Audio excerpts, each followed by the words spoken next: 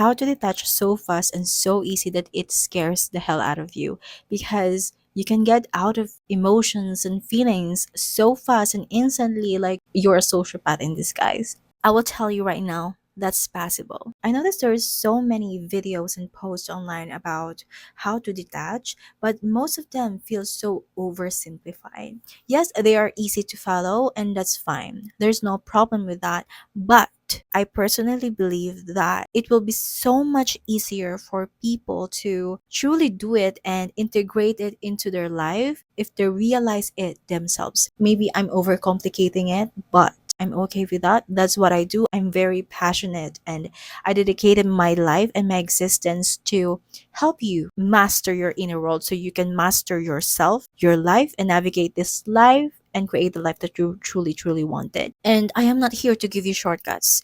I'm here to guide you back to your own inner world so you can master yourself.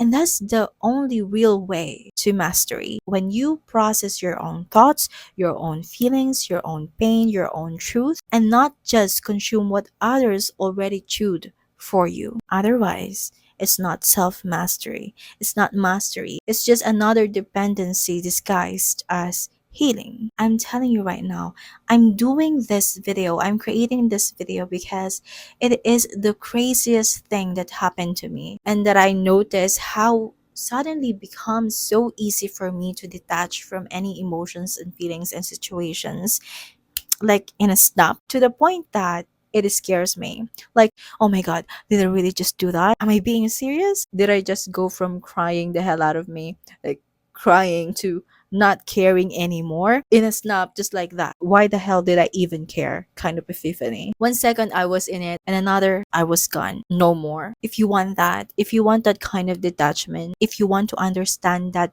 power, you're in the right place, because what I'm about to share with you will change everything in your life. And the detachment that you really, really wanted will not just be something you do, it will be something that happens naturally as a result of something deeper. But in order for you to master that power, before we get into the how, we need to go to the why. Because I always tell you that mastery starts with questions and the why. Why you are clinging and attaching the way you do right now, that made it hard for you to detach. Okay, let's say inside you, there are two systems running. There are two systems running at the same time. The one born from truth, and the other is programmed to survive. Let's call them the absolute self, which is your self sufficient system, which is your true and core self, which runs on your truth, instinct, and alignment. And the second one is your false self. It is your replica self, your synthetic system, which runs on programming,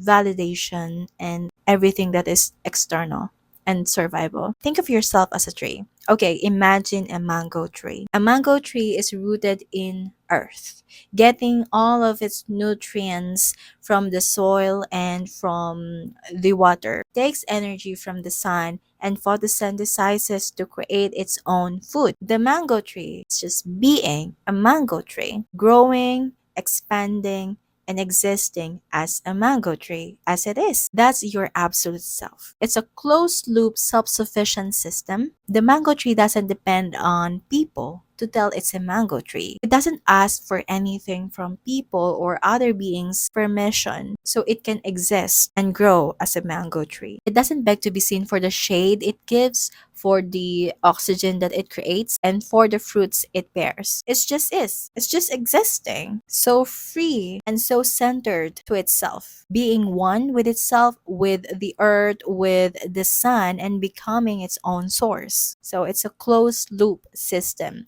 self sufficient system. Now, the false self works differently. Let's say one day this mango tree learns that the world values apple trees more. So it starts thinking, maybe if I become an apple tree, they will love me too, like they do to apple. And from that belief, it begins to build a replica of itself, trying to look like an apple tree. But we all know the truth. A mango tree can never become an apple tree. But it has to happen, right? So it builds a fake version, an image, something it constantly needs to sustain. And to keep that fake version alive, it has to get its energy from somewhere outside of itself. Because remember, the absolute self, the real mango tree, was already a self sustaining system. It already has a source within. But once you reject your real self, you lose access to that inner source. So you start outsourcing it. You begin to chase it in the form of love, validation, success, recognition, belonging, relationships, all to fill that emptiness of the false self you created.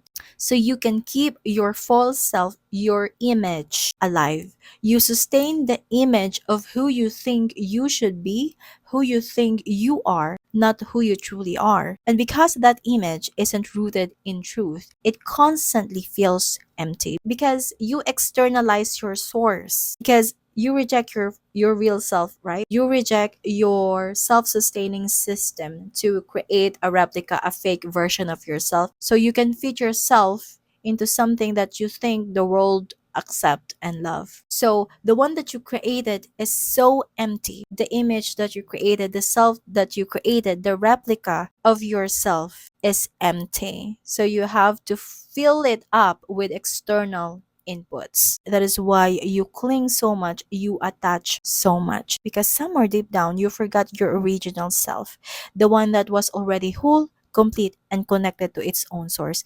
You forgot that you are already complete. You forgot your real self because you're too fixated and you focus your energy outward and not center it to yourself. And if you ever stop chasing validation, all of those things that you think you need to complete you, if you stop outsourcing your source, that false self begins to crumble because it's hungry, it's starving. That is why it feels like that, like you're losing everything. So you keep surviving. You have to survive. So you keep clinging and attaching to whatever it is that you think you need to fill you up, to keep yourself alive. You keep running, you keep chasing because you believe without those, you're nothing. But honey, that right there is why detachment feels so hard and feels so impossible, because you are not afraid of losing them. You are afraid of losing the version of you that only exists because of them. So that is the real reason why it is so hard to detach.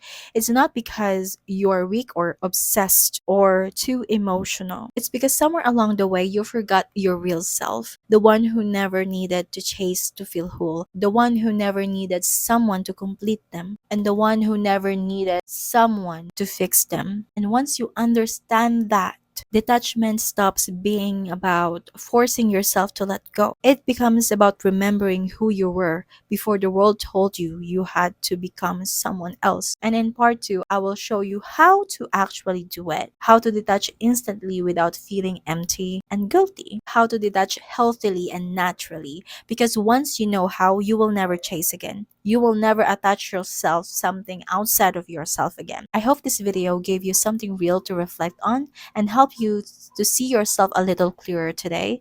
And if it did, I would love to read your comments, share what hit you the most and what made you pause and think. And if this kind of video resonates with you and if it feels right for you, subscribe. I upload new videos every week to help you master your inner world and live from your truth.